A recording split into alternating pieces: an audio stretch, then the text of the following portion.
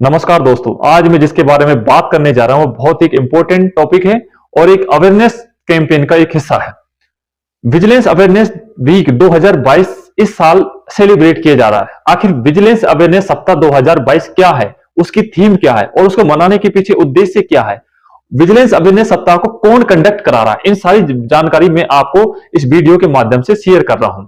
CBC central vigilance commission का गठन फरवरी 1964 में किया गया था। उस समय एक कमेटी का निर्माण किया गया था, जिस कमेटी के जो हेड बनाया गया था वो थे के स्वामीनाथन।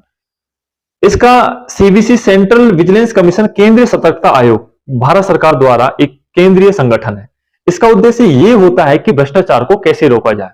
जितनी भी भारत सरकार के अंदर एजेंसियां हैं, भारत सरकार की जो सरकारी जो एजेंसियां हैं, उन एजेंसियों को करप्शन प्रिवेंट के लिए गाइडलाइन जारी करना केंद्रीय सतर्कता आयोग का मुख्य काम होता है। ये सेंट्रल विजिलेंस अवेयरनेस जो कार्यक्रम चलाया जाता है, विजिलेंस अवेयरनेस वीक जो चलाया जाता है, वो अक्टूबर माह में चलाया जाता है। आखिर अक्टूबर माह में इस विजिलेंस अवेयरनेस प्रोग्राम को चलाने के पीछे का उद्देश्य क्या है, इस बात को हम इस तरह से समझ सकते हैं।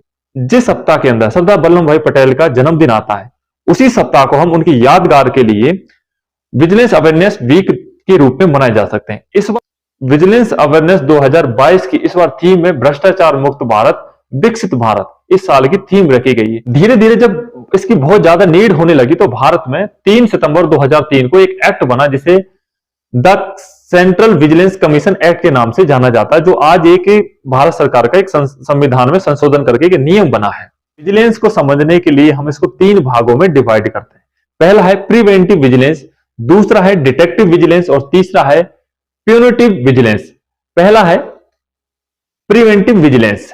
इसका काम क्या होता है कि यदि किसी सरकारी कार्यालय में या सरकारी एजेंसी में कोई भ्रष्टाचार है, उस भ्रष्टाचार को रोकथाम करने के लिए, कौन कौन से एक अवेयरनेस प्रोग्राम चलाए जा सकते हैं, कौन कौन से उसके लिए नई नई पॉलिसियां आ सकती हैं, उसलिए प्रिवेंटिव विजिलेंस का यह काम होता है। दूसरा होता है डिटेक्टिव विजिलेंस। डिटेक्टिव विजिलेंस का क्या काम होता है? डिटेक्टिव विजिलेंस डिटेक्ट करती है उन कारणों की गलती किस कारण हुई है, किन कारणों के कारण भ्रष्टाचार फैला है।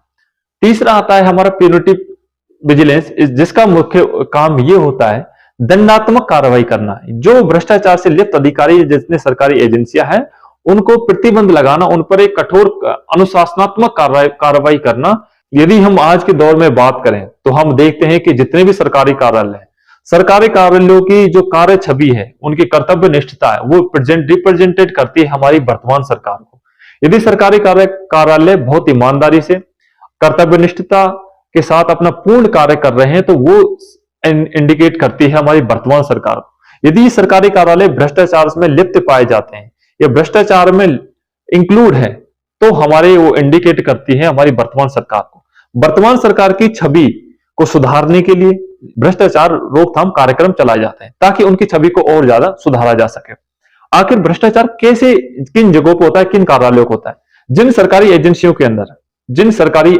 के अंदर रेगुलेशन वाली व्यवस्था बहुत ज्यादा है, जहां पर लाइसेंसीकरण जो होता है वो बहुत ज्यादा, तो वहां पर भ्रष्टाचार होने की संभावना ज्यादा रहती है।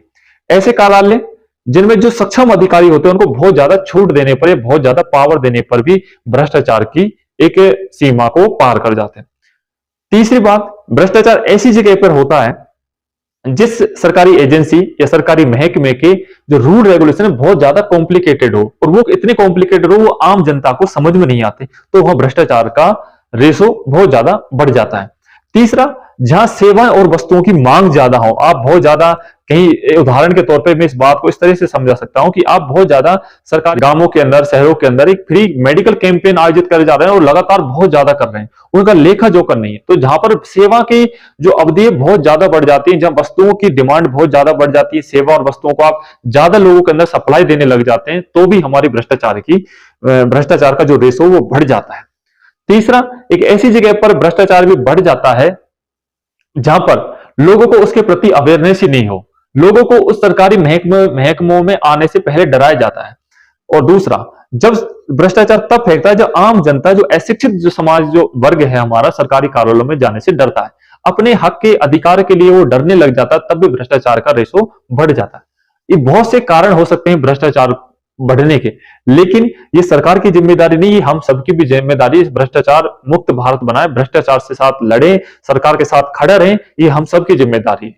आखिर भ्रष्टाचार को रोका कैसे जा सकता है? इसके कुछ ऐसे एग्जाम्पल के तौर पे हम समझ सकते हैं कि जहां भ्रष्टाचार हो रहा है, ऐसे कार्यालयों पर आप जो सक्षम अधिकारी हैं, जो बड़े अधिकारी हैं, वो औचक निरीक्षण करें, जनता से फीडबैक ले कि क्या वास्तव में ही ये जो सरकारी जो कर्मचारी हैं, ये सरकारी जो कार्यालय की वास्तव में जमीनी स्तर पर कार्य कर रहे हैं या नहीं कर रहे हैं। शिकायत पेटियां बनवाएं, जिससे कि आम जनता अपनी शिकायत पेटिका के माध्यम से एक फीडबैक दे सके। दूसरा, अवेयरनेस प्रोग्राम चलाएं, गांवों के अंदर, शहरों के अंदर, ढाणियों के अंदर एक प्रोग्राम चलाएं, जिसके द्वारा आम जनता को सरकार की नीतियों के बारे में, सरकार की कामकाज के बारे में बहुत सारी जानकारियां हो सके।